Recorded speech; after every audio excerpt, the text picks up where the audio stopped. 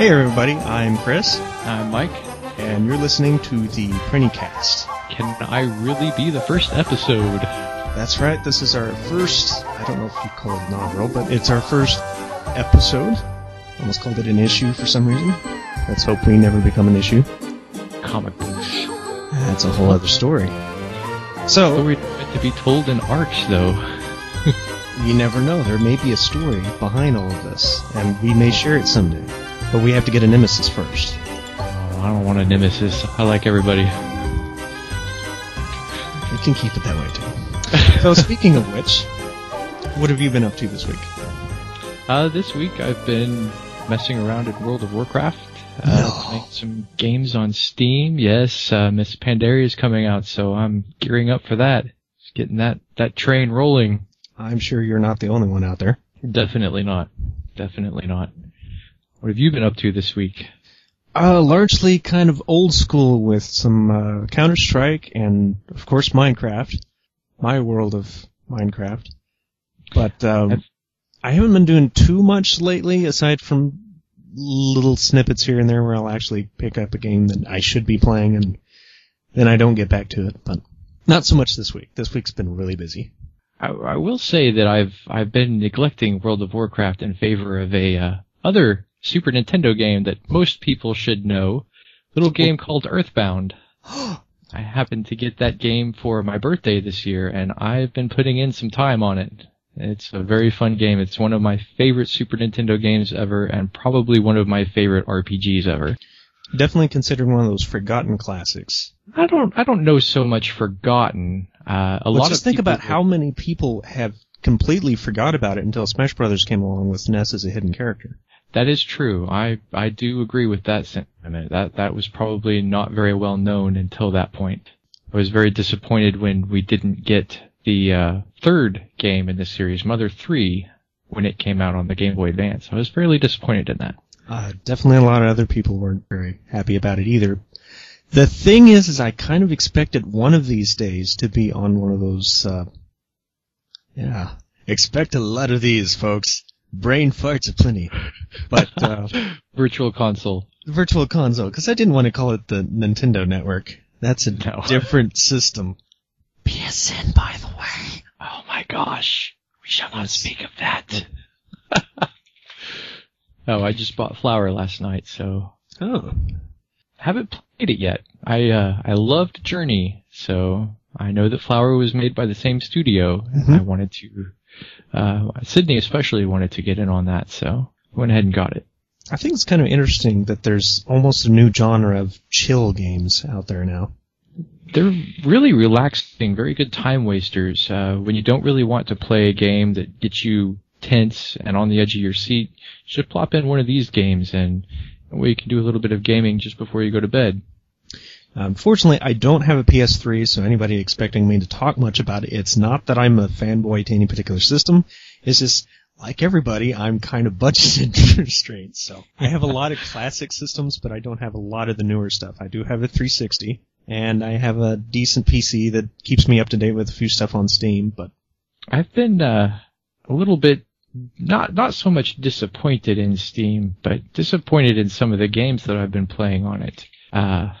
Tribes Ascend, I liked the idea, and I know you were a big Tribes fan back in the day. I don't know Actually, if you still no, I was kind of bounced right from Unreal Tournament into Counter-Strike. Tribes 2, I thought you played that a lot.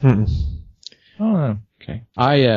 Tribes Ascend is the newest installment in the series. It's free to play. I have it on Steam, and the learning curve, not really friendly as far as my ability to shoot people in a first-person shooter, because I'm not that good.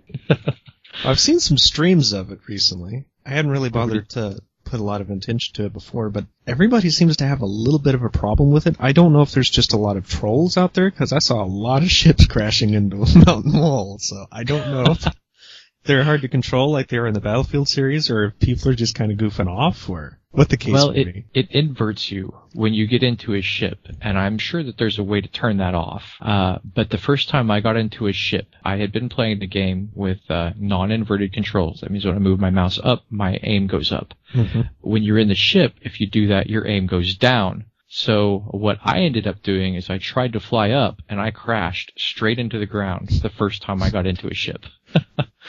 So I learned my lesson on that. I never did get into a ship again after that. So. But at least you learned your lesson the first time. It seemed like these guys weren't learning their lesson. It's not easy to control. There are two systems used for momentum. Your normal jump, which is the right mouse button by default, and then you hold the space button to skid. And the game works off of inertia. How fast you're going and whether you're falling or jumping, rising up in the air determines it affects your shot. All of it does. Mm-hmm. So it's a really neat physics engine, but it's really hard to get used to. And if I recall from the older Tribes games, it's very jetpack heavy.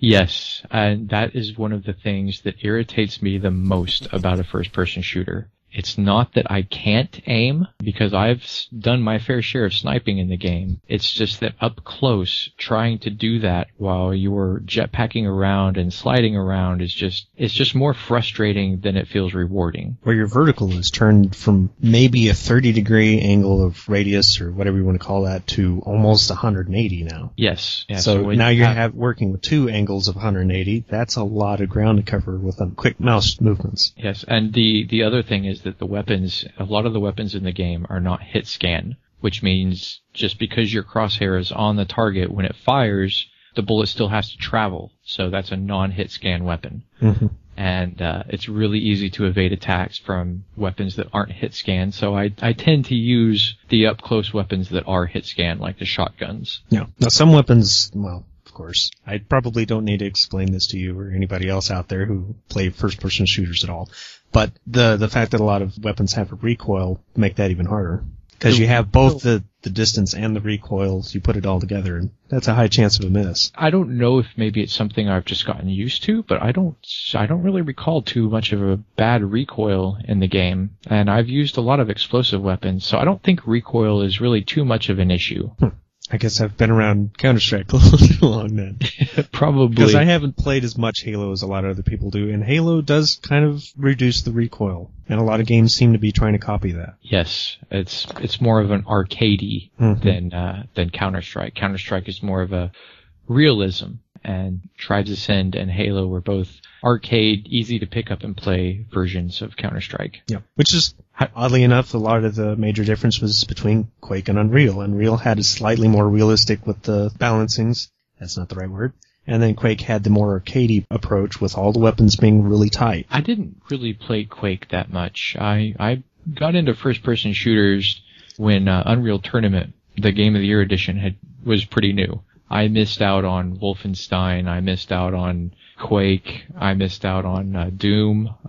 Really, Unreal Tournament was the first one for me. Now, here's where I surprise people. My PC gaming didn't really start until about 1998.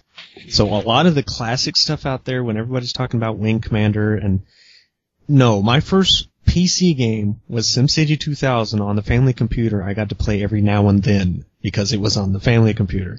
1998, I had my own. It was a powerful computer. We're talking about the age of Diablo 2 and StarCraft and Civilizations 2. And so, yeah, I had a lot of PC gaming at that point. So really my first Quake was Quake 3 Arena, which people have kind of mixed feelings about. I honestly can't say that I've actually ever played Quake.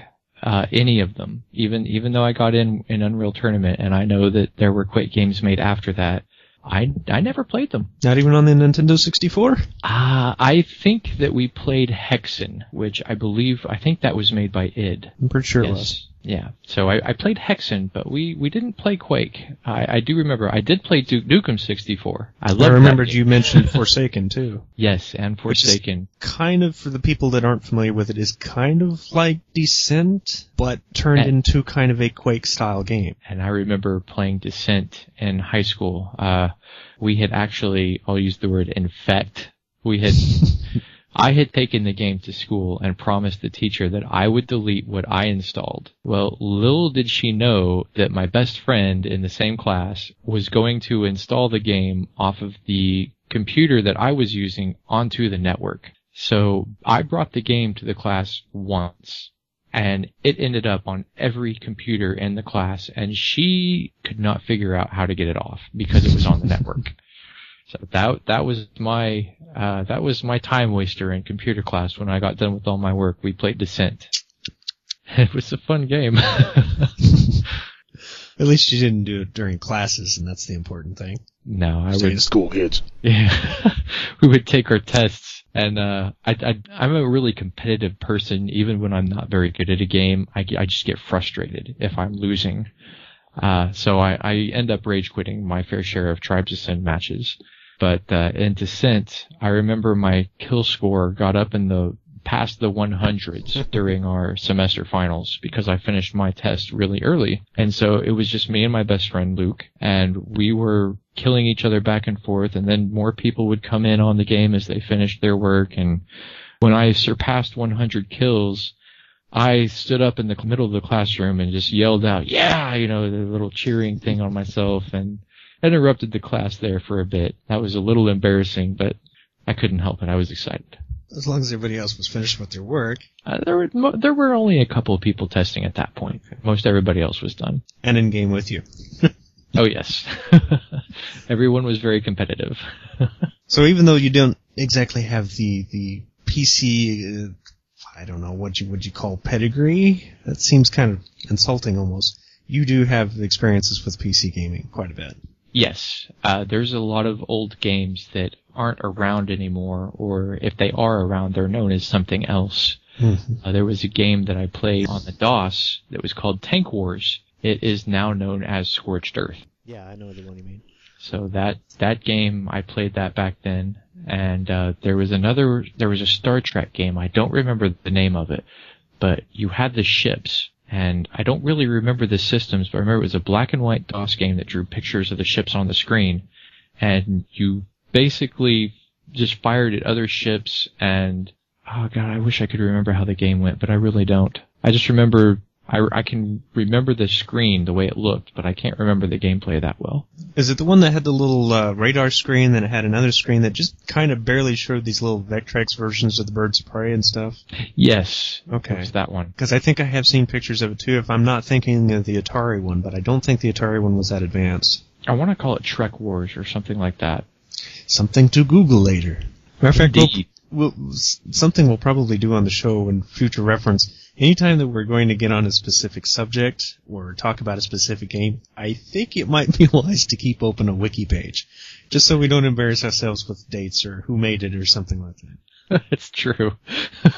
I don't want to be misquoting something.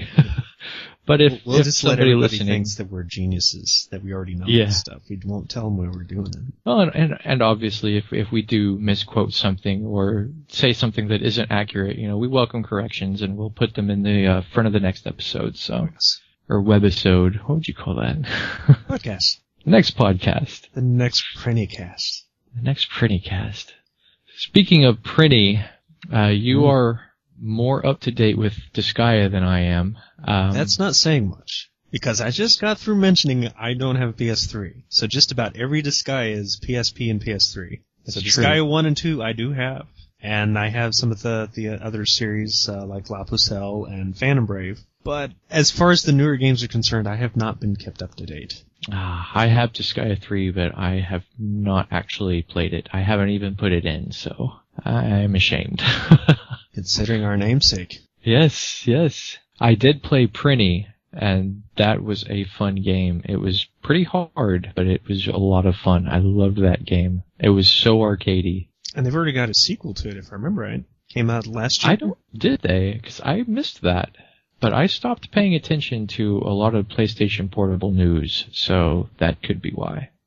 And yes, but it was Prinny 2. Dawn of Operations Panties, dude. Probably should have said that with much more flair. It sounded like it. So that might be something I need to look into. Is it for the PlayStation Portable? Yeah. Okay. I might look into that.